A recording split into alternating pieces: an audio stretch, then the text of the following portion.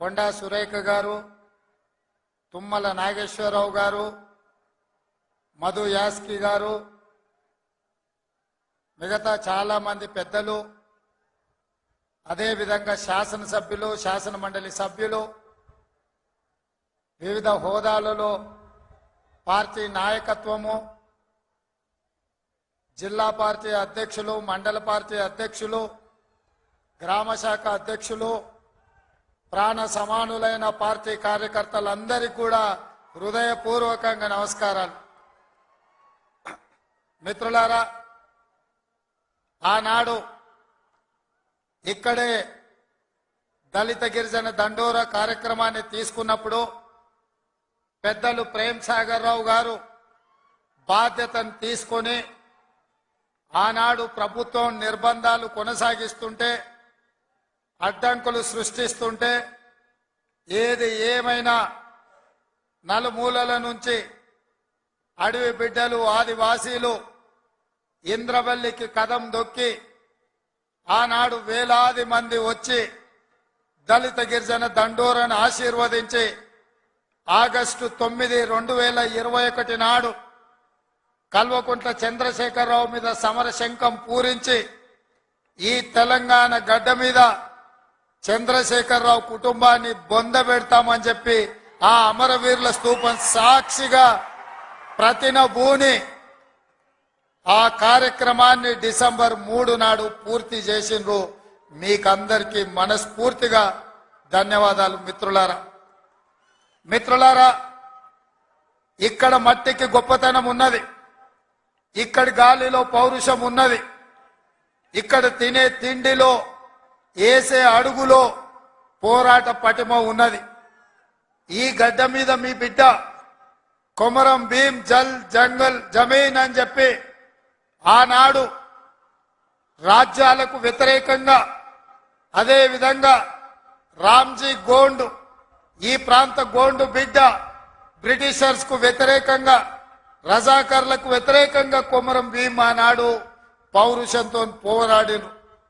ఈనాడు చరిత్ర పుటలలో పోరాటాల గురించి చర్చించాలి అంటే, పౌరుషం గురించి ప్రస్తావించాలి అంటే రామ్జీ గోండు, కొమరం భీం గురించి ప్రస్తావించకుండా ఏ చరిత్ర మొదలు అవ్వదు అని చెప్పి నేను సగర్వంగా ఈ సందర్భంగా చెప్తున్నా. మిత్రులారా, అలాంటి పోరాట స్ఫూర్తిని తీసుకొని కేస్లాపూర్ గుడిలో దర్శనం చేసుకొని నాగోబా ఆశీర్వాదం తీసుకొని తప్పకుండా ఈ గడ్డ మీద ఇందిరమ్మ రాజ్యం తీసుకొచ్చి దళితులకు, గిరిజనులకు, ఆదివాసీలకు, బలహీన వర్గాలకు, మైనారిటీలకు వాళ్ళు మెచ్చే ప్రభుత్వం, వాళ్లను ఆర్థికంగా సంక్షేమ రంగంలో అభివృద్ధి ప్రాంతం వైపు నడిపించే ప్రభుత్వాన్ని ఏర్పాటు చేస్తామని చెప్పినాం.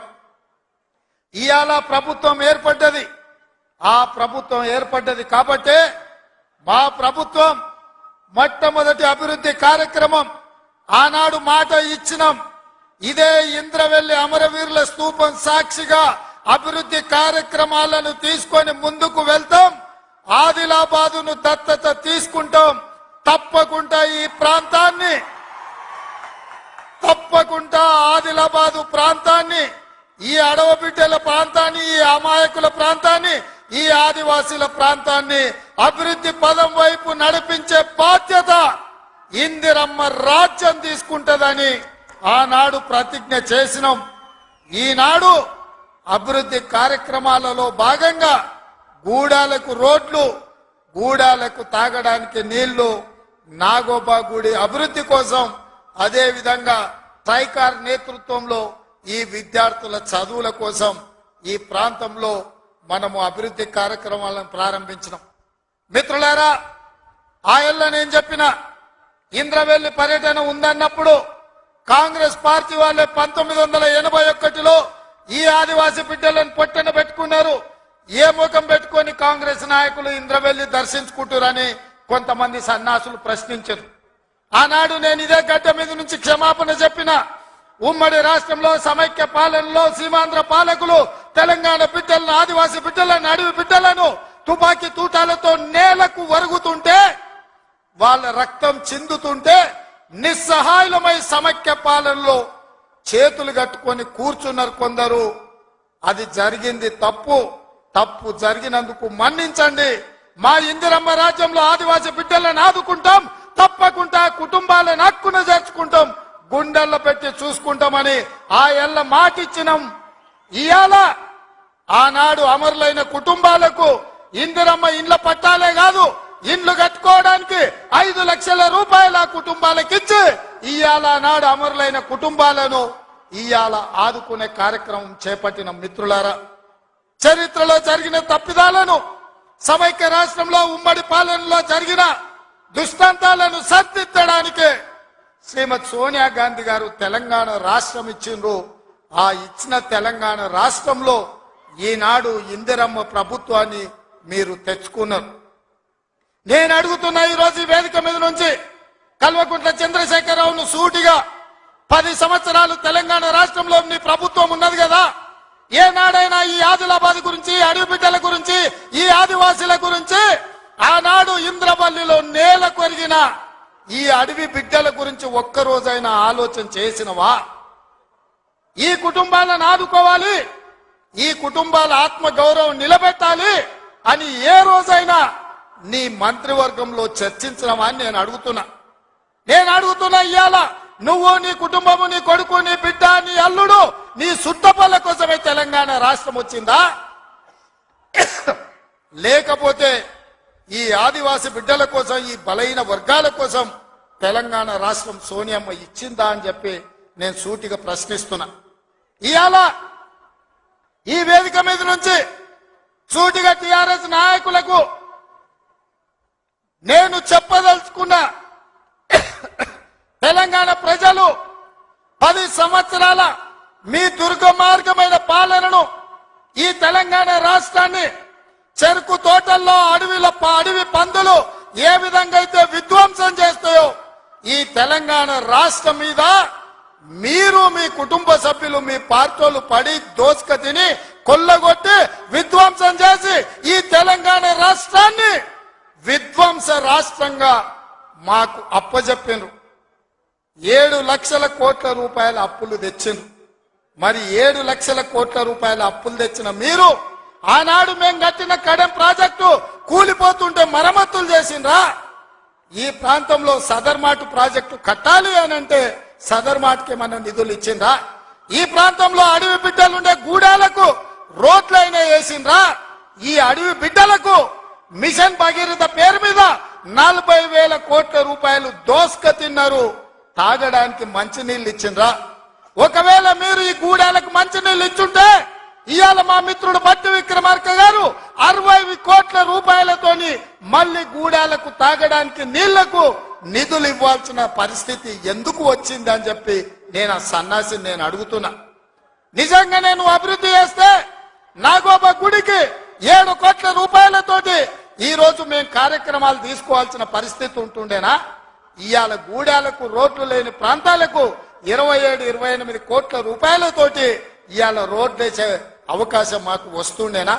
ఇవాళ ట్రైకార్ ద్వారా చదువుకునే పిల్లలకు తరగతి గదులు లేకపోతే 10 కోట్ల రూపాయలతోటి ఇవాళ తరగతి గదులు ఆదివాసి బిడ్డలు చదువుకోవాలి, ఐఏఎస్లు ఐపీఎస్లు కావాలి, ఈ రాష్ట్రాన్ని దేశాన్ని ఏలాలి అని చెప్పి ఇవాళ 10 కోట్ల రూపాయలతోటి తరగతి గదులు మేము నిర్మించినాం తప్ప నిర్మించడానికి నిధులు ఇచ్చినాం. ఒక్క రోజైనా ఈ బిడ్డల కోసం నువ్వు సమీక్ష చేసినావా అని నేను అడుగుతున్నా. ఎంతసేపు నీ బిడ్డలు, ఎంతసేపు నీ దోపిడి, ఎంతసేపు నీ ఫామ్ హౌసులు కట్టుకోవాలన్న ఆలోచన తప్ప నీ కొడుకుకో బిడ్డకో ఉద్యోగాలు ఇవ్వాలి, పదవులు ఇవ్వాలి, ప్రజలు బండకేసి కొడితే మళ్ళీ శాసన మండలి సభ్యత్వం నీ బిడ్డకు కవితకిచ్చినవు తప్ప తెలంగాణ ఆడబిడ్డలకు చదువుకున్న పిల్లలకు ఉద్యోగాలు ఇచ్చినవా అని నేను అడుగుతున్నా. నువ్వు ఉద్యోగాలు ఇవ్వక 10 సంవత్సరాలు స్టాఫ్ నర్సులు నియమించక నువ్వు నిర్లక్ష్యం చేసిన కాబట్టే మొన్న మా దామోదర్ రాజ నరసింహ గారు వైద్య ఆరోగ్య శాఖ ద్వారా ఎల్బీ స్టేడియంలో 7,000 మంది ఆడబిడ్డలకు స్టాఫ్ నర్సు ఉద్యోగాలు మేమొచ్చి ఉద్యోగాలు ఇచ్చినాం. నీ బిడ్డ నిజామాబాద్ ఎంపీల బండకేసి కొడితే తండ్రిగా నీకు దుఃఖం పొంగుకొచ్చింది. నీ బిడ్డకెంబడే శాసన మండలిలో మళ్ళీ పదవి ఇచ్చినవు గాని గా ఆడబిడ్డలకు స్టాఫ్ నర్సు ఉద్యోగాలు ఇచ్చినవా? గది నీ నీతి, నీ జాతి. మరి మేము 7,000 ఉద్యోగాలు స్టాఫ్ నర్సులు ఇచ్చినాం. ఇవాళ నీ అల్లుని నీ కొడుకుని మంత్రిని చేసుకున్నాం. కానిస్టేబుల్ ఉద్యోగాలు 15,000 ఉద్యోగాలు భర్తీ చేయక ఆకాశంలో వేలాడుతున్నట్టు త్రిశంకు స్వర్గంలో నిరుద్యోగ యువకులు ఉంటే కోర్టులో కేసు ఉంటే నువ్వేమైనా పరిష్కరించినావా అని నేను అడుగుతున్నా. అందుకే మేము వచ్చిన ఎంబడే హోంశాఖ నా దగ్గరనే ఉంది. డీజీపీని ఇతర అధికారులను పిలిచి సమీక్షించి వేలాది మంది నిరుద్యోగ యువకులు ఈ రోజు నిరుద్యోగులుగా అమీర్పేట్లను లేకపోతే అశోక్ నగర్ చౌరస్తాల్లో దిల్సు నగర్ చౌరస్తాల్లో ఇంటికెళ్లి తల్లిదండ్రులకు మొహం చూయించుకోలేక నిస్సారంగా జీవితం గడుపుతున్నారు. వాళ్లకు ఉద్యోగాలు ఇవ్వాలని కోర్టుల్లో ఉన్న కేసులను ఇవాళ త్వరితగతిన పరిష్కరించాలని ప్రయత్నం చేసినాం. నువ్వు ఎంత అడ్డం పడ్డా, నువ్వు ఎంత గగ్గోలు పెట్టినా, బిల్లా రంగాలు మమ్మల్ని ఎన్ని శాపనార్థాలు పెట్టినా 15 రోజుల్లో 15,000 కానిస్టేబుల్ పోస్టులు భర్తీ చేసే బాధ్యత, 15 రోజుల్లో 15,000 కానిస్టేబుల్ పోస్టులు భర్తీ చేసే బాధ్యత మా మంత్రివర్గం తీసుకుంటుంది. మాది బాధ్యత అని చెప్పి నేను ఈ వేదిక మీద నుంచి మాట ఇస్తున్న మిత్రులారా, ఈరోజు తెలంగాణ సమాజం ఆలోచన చేయండి. ఈ తెలంగాణ రాష్ట్రం ఎవరి చేతిలో భద్రంగా ఉంటుంది? ఈ తెలంగాణ రాష్ట్రం త్యాగాల పునాదుల మీద ఏర్పడ్డ ఈ రాష్ట్రం ఎవరు భద్రంగా కాపలా కాస్తారు? ఎవరు భద్రంగా ఈ రాష్ట్రాన్ని అభివృద్ధి పదం వైపు నడిపిస్తారో మీరు ఆలోచన చేయండి. మేము వచ్చే 60 రోజులు కానే లేదు, 2 నెలలు ఇంకా పూర్తి కాలే. 7 తారీఖు వస్తే 2 నెలలు, 7 తారీఖు ఇంకా 5 రోజులు తక్కువనే ఉంది. అప్పుడే 6 గ్యారెంటీలు అమలు చేయలేదంటాడు సన్నాసుడు. ఆయనతోని శాత కాదు ఎట్లా చేయడంటాడు. పిల్లి శాపనార్థాలకు ఉట్టి తెగిపడుతుందా? ఇలా పొంకనాలు కాకపోతే 10 ఏళ్లలో మీరు ఏనాడైనా పేదవాళ్ళ ఇంటికి 200 యూనిట్ల ఉచిత కరెంట్ ఇవ్వాలన్న ఆలోచన చేసినవా? పేదవాడు ఆత్మగౌరవంతో బ్రతకాలి అంటే ఇందిరమ్మ ఇండ్లు ఇవ్వాలన్న ఆలోచన ఏనాడైనా చేసినవా? ఆరోగ్యశ్రీ పథకాన్ని నిర్వీర్యం చేసినావు. 10 లక్షల రూపాయలు వాళ్ళకి ఇన్సూరెన్స్ ఇవ్వాలన్న ఆలోచన ఏనాడైనా చేసినవా? ఇవాళ అందుకే ఆడబిడ్డల్ని ఆదుకోవడానికి 500 రూపాయలకు సిలిండర్ ఇచ్చి ఆడబిడ్డల్ని ఆదుకోవాలి, కట్టెలపై కష్టాల నుంచి వాళ్ళని కాపాడాలి అని తొందరలోనే మా ఆడబిడ్డల కోసం 500 రూపాయలకి ఇంటింటికి సిలిండర్ ఇచ్చే బాధ్యత మా మంత్రివర్గం తీసుకున్నది. 1,00,000 మంది ఆడబిడ్డలతోనే ప్రియాంక గాంధీ గారిని రప్పించి 1,00,000 మంది ఆడబిడ్డల సమక్షంలో సిలిండర్ 500 రూపాయల కార్యక్రమాన్ని తొందరలోనే మీ ప్రభుత్వం మన ప్రభుత్వం తీసుకోబోతుంది అని చెప్పి మా మిత్రులందరికీ నేను చెప్పదలుచుకున్నా. అదేవిధంగా మిత్రులారా, ఇంటికి ఉచిత కరెంటు 200 యూనిట్ల వరకు ఇస్తామని ఆనాడు చెప్పినాం. పోయిన సంవత్సరం ఎవరెవరు ఎంతెంత వాళ్ళ ఇంటికి కరెంటు వాడినరో ఆ లెక్క కట్టి ప్రతి ఇంటికి తెల్ల రేషన్ కార్డు ఉన్న వాళ్లకు 200 యూనిట్ల వరకు తొందరలోనే ఉచిత కరెంటు మీ ఇంటికి ఇచ్చే బాధ్యత, మీ కుటుంబాలను ఆదుకునే బాధ్యత మన ప్రభుత్వం తీసుకుంటుంది, పేదల ప్రభుత్వం తీసుకుంటుంది. ఆ ఎల్లా ప్రగతి భవన్ అనే పేరు మీద పెద్ద గడిని నిర్మించుకొని కష్టాలు చెప్పాలి అని గద్దరన్న పోతే ఎర్రటెండకు మిట్ట మధ్యాహ్నం 3 గంటలు నీ గేటు దగ్గర నించోబెట్టినావు కదా కేసీఆర్. ఈ పాపం ఊరికెపోతుందా అని నేను అడుగుతున్నా. అందుకే కదా పార్టీని మొన్న జరిగిన ఎన్నికలలో బొక్కలు ఇరగొట్టి బోర్ల బొక్కలేసి గుణపాఠం చెప్పిండ్రు. గద్దరన్న ఉసురు తలిగింది కాబట్టి మీ బొక్కలు ఇరిగిన బిడ్డ, అది గుర్తుపెట్టుకోండి అని నేను చెప్పదలుచుకున్నా. అందుకే మిత్రులారా, ఇవాళ ఈ ప్రభుత్వం మీది మనది, ఈ ప్రభుత్వం పేదోళ్ళది. ఈ పేదోళ్ళ ప్రభుత్వంలో ఆదిలాబాదును దత్తత తీసుకుంటాం. తప్పకుండా తుమ్మిడిఎత్తి దగ్గర ఉత్తమ్ కుమార్ రెడ్డి గారి అనుమతితోని సాగునీటి ప్రాజెక్టును కడతాం, కుప్టి ప్రాజెక్టును కడతాం, సబర్మతి ప్రాజెక్టును కడతాం, కడెం ప్రాజెక్టును రిపేర్ చేస్తాం. ఈ ప్రాంతాన్ని సాగునీటి రంగంలో పైనుంచి వస్తుంటే మా కొండ సురేఖక్క చూపిస్తుంది, కింద క్రేన్ పెట్టి బావి తవ్వుకుంటారు నీళ్ల కోసం, సాగు నీటి కోసం. మరి ఆ సన్నాసోడు 1 కోటి ఎకరాలకు నీళ్లు ఇచ్చిన అన్నాడు. ఏడిచ్చిండా? వచ్చినా ఇవాళ హెలికాప్టర్ల పైనుంచి వస్తే ఎడారిని చూసినట్టుంది, ఎండిపోయిన పొలాలు కనిపిస్తున్నాయి. నీళ్ల కోసం బావులు తవ్వుకుంటారు. ఇవాళ బావి తవ్వే క్రేను అది చూపించి సురేఖక్క అన్న ఇంకా బావిల వ్యవసాయమే ఉంది, ఇక్కడ నీళ్లు రాలేదని. ఇవాళ వస్తావా కేసీఆర్? నీకు మళ్ళోసారి చూపిస్తా ఈ ప్రాంతాన్ని. ఏనాడా నువ్వు వచ్చినవో రాలేదో నాకు తెలియదు, ఎన్నికలప్పుడు ఓట్లాడుకోనికి వచ్చుంటావు కానీ ఈ ప్రాంతాన్ని చూడడానికి ఎప్పుడన్నా వచ్చినవా? రా, ప్రభుత్వం హెలికాప్టర్ పెడుతుంది, మేము వస్తాం, నీకు చూపిస్తాం. 1 కోటి ఎకరాలకు నీళ్లు ఇస్తా అనే పేరు మీద లక్షల కోట్ల రూపాయల దోపిడీకి పాల్పడ్డావు తప్ప ఈ ఆదిలాబాద్ కు నీళ్లు ఇవ్వలేదు. అందుకే ఈ ప్రాంతాన్ని సస్యశ్యామలం చేయడానికి సాగునీటి ప్రాజెక్టులను కట్టే బాధ్యత మా పార్టీ తీసుకుంటుంది, మా ప్రభుత్వం తీసుకుంటుంది. నిన్న మొన్న మాట్లాడుతున్నారు వాళ్ళు 3 నెలల 6 నెలల కేసీఆర్ మళ్ళా ముఖ్యమంత్రి అవుతాడు, ఈ ప్రభుత్వాన్ని పడగొడతామని. నీ అయ్యా ఎవర్రా పడగొట్టేటోడు? పడగొడతారా? ఎవడు కొట్టేది? నేను అడుగుతున్నా, వేలాది మంది మా యువకులు ఇక్కడ ఉన్నారు, మీరందరూ చూసుకుంటా ఊరుకుంటారా? పడగొడితే ఊర్లలోకి రానిస్తారా? ఊర్లలో ఎవడన్నా ఈ ప్రభుత్వాన్ని పడగొట్టాలన్న ఆలోచన చేస్తే మీ ఊర్లో యాప చెట్టుకు కోదండం వేసి కొట్టండి, లాగుల తొండలు ఇడవండి. ఇది ప్రజలు ఎన్నుకున్న ప్రభుత్వం, ప్రజలు ఆశీర్వదించిన ప్రభుత్వం, ప్రజల కోసం పనిచేస్తున్న ప్రభుత్వం. ఇది ప్రజా ప్రభుత్వం. ఆడ అనుకుంటుండు 1,00,000 కోట్లు పెట్టి కట్టిన కాళేశ్వరం కూలినట్టు ఈ ప్రభుత్వం కూలుతుందని. నీ అయ్యా నువ్వు దోపిడీకి పాల్పడ్డావు కాబట్టి ఆ కాళేశ్వరం గాలి వస్తే కొట్టుకుపోయింది. ఈ ప్రభుత్వం గాలి కాదు కదా, నీ ఖాందాన్ మొత్తం వచ్చినా బోర్ల బొక్కలు పండబెట్టి తొక్కుతాం. ఎవడని ప్రభుత్వం పడుతుందనో 6 నెలలకో 3 నెలలకో కేసీఆర్ ముఖ్యమంత్రి అవుతాడని చెప్పిండంటే మూతి పండ్లు రాలుతాయని నేను చెప్పదలుచుకున్నా. ఇంకా మన చూసిన నిత్యానంద స్వామి అని ఒక ఆయన ఉన్నాడు, తెలుసు కదా మీకు అందరికీ.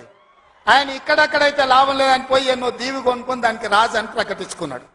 ఇక కేసీఆర్ సంపాదించిన అక్రమ సంపాదన ఉంటే పోయి ఏమన్నా అడవిలో పోయి ఎక్కడన్నా పోయి దీవులలో పోయి దీవి కొనుక్కొని దానికి రాజు అని ప్రకటించుకోవాల్సిందే, లేకపోతే ఆయన ఫామ్ హౌస్ కి ఆయన ముఖ్యమంత్రి కావాల్సిందే తప్ప ఈ తెలంగాణ రాష్ట్రానికి మళ్ళీ జన్మలో ముఖ్యమంత్రి కాదు కదా, మంత్రి పదవి కూడా కేసీఆర్ కు రాదని నేను చెప్పదలుచుకున్నా.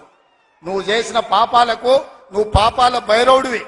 ఈ నిరుద్యోగ యువకులను, ఉద్యమకారులను, అమరవీరుల కుటుంబాలను, రైతులను, దళితులను, గిరిజనులను, మైనారిటీలను, మహిళలను నిలువు దోపిడీ చేసి నిలువున ముంచిన నువ్వు, నీకు సిగ్గన్న ఉందా మళ్ళీ పదవి కావాలని అడగడానికి? నీకు కొంచెమైనా రోషం ఉన్నదా అని నేను అడుగుతున్నా. ఆయన మాట్లాడుతున్నాడు 6 నుంచి 8 పార్లమెంట్లు వస్తాయి. ఏంటికొస్తే మళ్ళీ 6 or 8 ఇస్తే మోడీకి అమ్ముకుందామనా? మొదటిసారి 12 ఇస్తే మోడీకే అమ్మినావు, రెండోసారి 9 ఇస్తే తీసుకుపోయి మోడీకే అమ్మినావు. మారు బేరగాలు కాక ఈడ ఎంపీలు కొనాలి, ఈడ ఎంపీలు గెలవాలి, ఢిల్లీకి వెళ్ళి మోడీకి అమ్ముకోవాలి. దీనికోసమేనా నీకేసేది? నేను ఇవాళ సూటిగా కేసీఆర్ని అడుగుతున్నా. ఈ దేశంలో ఉన్నాయి 2, ఒకటి ఎన్డీఏ కూటమి, రెండోది ఇండియా కూటమి. ఎన్డీఏ కూటమికి మోడీ ఉన్నాడు, ఇండియా కూటమికి మేమున్నాం. మా దాంట్లోకి రానీయము, మా నీడ కూడా తాకనీయం. ఆ ఇంటి మీద పిట్ట ఈ ఇంటి మీద కాలిస్తే కాల్చి అవతలేస్తాం. నువ్వు ఎట్లకెళ్ళి అవుతావా? మరి నేను అడుగుతున్నా, ఎట్లకెళ్ళి అవుతావు? 1, 2 ఏదైనా గెలిస్తే ఢిల్లీలో తాకట్టు పెట్టి మోడీ దగ్గర గులాంగిరి చేయిస్తాడు ఆయన. అందుకే మిత్రులారా ఆలోచన చేయండి. ఇవాళ ఈ రాష్ట్రంలో, ఈ దేశంలో పేద ప్రజల ప్రభుత్వం ఏర్పడాలి అంటే 10 ఏళ్ళు ప్రధానమంత్రిగా ఉన్న నరేంద్ర మోడీ ప్రతి పేదవాడి ఖాతాలో 15 లక్షల రూపాయలు వేస్తా అన్నాడు. ప్రతి పేదవాడికి ఇల్లు కట్టిస్తా అన్నాడు. ప్రతి సంవత్సరం 2 కోట్ల ఉద్యోగాలు ఇస్తా అన్నాడు. రైతుల ఆదాయం 2 చేస్తా అన్నాడు. ఎవరి ఖాతాలన్నా మోడీ 15 లక్షలు వేసిండా మిత్రులారా? వేసిండా? మీకేమన్నా ఇల్లు కట్టించిండా? మీకు ఉద్యోగాలు ఇచ్చిండా? మన ప్రాంతానికి ఎప్పుడన్నా వచ్చిండా? పోనీ మీ ప్రాంతంలో ఆదివాసీ బిడ్డ స్వయం బాబురావుని ఎంపీ గెలిపించిండు, మంత్రి పదవిని ఇచ్చిండా? మరి ఏమి ఇయ్యనప్పుడు ఈ ప్రాంతంలో మోడీకి ఓటెందుకు వేయాలని నేను అడుగుతున్నా. మీరు ఆలోచన చేయండి. ఇవాళ మతం పేరు మీద ఒకడు, మద్యం పేరు మీద ఇంకొకడు రేపు ఎన్నికల్లో ఓట్లు అడగడానికి వస్తారు. ఇవాళ మతం పేరు, మతం ఒక రకం మత్తు అయితే మద్యం ఇంకొక రకం మత్తు. మోడీ కేడీ ఇద్దరు ఒక్కటయ్యి కాంగ్రెస్ ను అడ్డుకోవాలని చూస్తున్నారు. అందుకే మిత్రులారా, ఆదిలాబాద్ దత్తత తీసుకునే బాధ్యత మాది, మా ప్రభుత్వంది. మీకు యూనివర్సిటీ ఇచ్చే బాధ్యత మాది, మా ప్రభుత్వంది. మీకు తప్పకుండా తుమ్మిడేత్తు ప్రాజెక్టును కట్టే బాధ్యత మాది, మా ప్రభుత్వంది. తప్పకుండా సదర్మాట్ పూర్తి చేసే బాధ్యత మాది, మా ప్రభుత్వంది. కుప్తి ప్రాజెక్టును పూర్తి చేసే బాధ్యత మాది, మా ప్రభుత్వంది. కడెం ప్రాజెక్టును మరమ్మతులు చేసే బాధ్యత మాది, మా ప్రభుత్వంది. తండాలలో, గూడాలలో, మారుమూల పల్లెల్లో ప్రతి తండాకు గూడానికి రోడ్లు వేసే బాధ్యత మాది. తాగునీళ్ళు ఇచ్చే బాధ్యత మాది. పేదోళ్ళ పిల్లలకు చదువుకోవడానికి పాఠశాలలు ఏర్పాటు చేసే బాధ్యత మాది. ఈ రాష్ట్రంలో 2 లక్షల ఉద్యోగాలు నింపే బాధ్యత మాది. 2,07,000 నింపినాం. ఇంకా 1,93,000 ఉద్యోగాలల్లా 15 రోజుల్లో 15,000 కానిస్టేబుల్ ఉద్యోగాలు నింపుతాం. ఇవన్నీ చేసే బాధ్యత మాది. అందుకే మిత్రులారా, ఏ ఆదిలాబాద్, ఏ ఇంద్రవెల్లి సాక్షిగా ఆగస్టు 9, 2021 నాడు దళిత గిరిజన దండోర పేరు మీద ఎన్నికల సమర శంఖాన్ని పూరించినమో, మీ ఆశీర్వాదం తీసుకొని గుండెల నిండా మీరు ఇచ్చిన ధైర్యాన్ని నింపుకొని తెలంగాణ మూలల నేను మా మిత్రులందరూ కలిసి సమన్వయం చేసుకొని ఇయాల ఇందిరమ్మ రాజ్యం తెచ్చినాం. అదే విధంగా ఇయాల మళ్ళీ రాబోయే లోక్సభ ఎన్నికల్లో ఈ దేశానికి రాహుల్ గాంధీ గారు ప్రధానమంత్రిగా చెయ్యాలి అంటే కన్యాకుమారి నుంచి కశ్మీర్ వరకు 150 రోజులు 4,000 కిలోమీటర్లు మండు టెండ